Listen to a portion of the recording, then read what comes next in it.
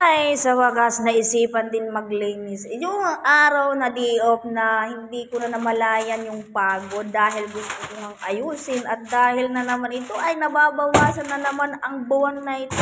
Hindi ko na namamalayan at rest na pala bukas. Hindi ko nga alam kung saan ko sisimulan dahil nga tinanggalan ko na ng bedsheet ang aking bed dahil nga lalabahan ko. Sabi ko nga ay nakakainis naman at nakakaburawat na sa katitingin sa taas ng bed ko ay punong-puno ng mga gamit. At habang naman ako ay nagwa-washing, talagang inayos ko muna kasi baka hindi ko na mamalayan, bili ako ng bili ng aking mga dadalhin katapos mag-o-overlogin. Siyempre, nakakapanghinayang naman kung hindi mo madadala.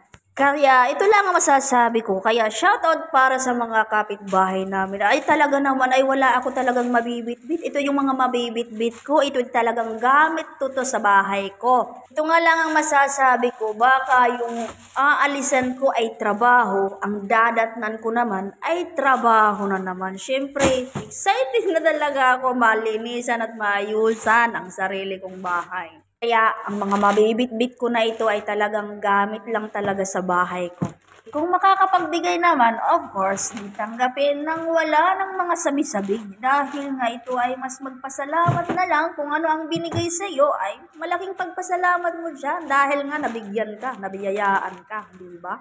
Alam nyo ba kung bakit ako namimili na malayo pa? Pero ang mga binibili ko, yung hindi pa mga masisira. Yung inuna ko talaga, yung mga kahit na hindi yung kailangan. Pero, siyempre, hindi na naman kasi namamalayan kapag malapit na yung bakasyon mo.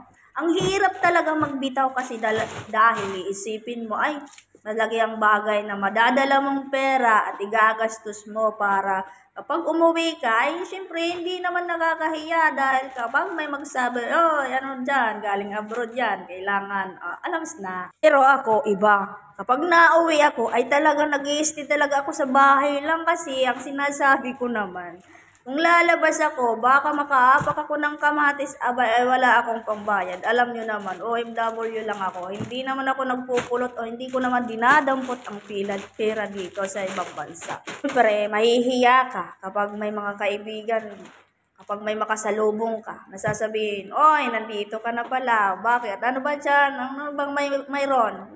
Wala bang dyan mga patikim-tikim? Siyempre, yung hiya mo, dahil naman ikaw ay abroad, siyempre, kahit na wala-wala ka, ipapakita mo. Ipapakita mo talaga na mayroon ka. Pero ang totoo, napakasakit sa bulsa na ang sama-sama na ng pakiramdam mo dahil parang wala kang ihaharap.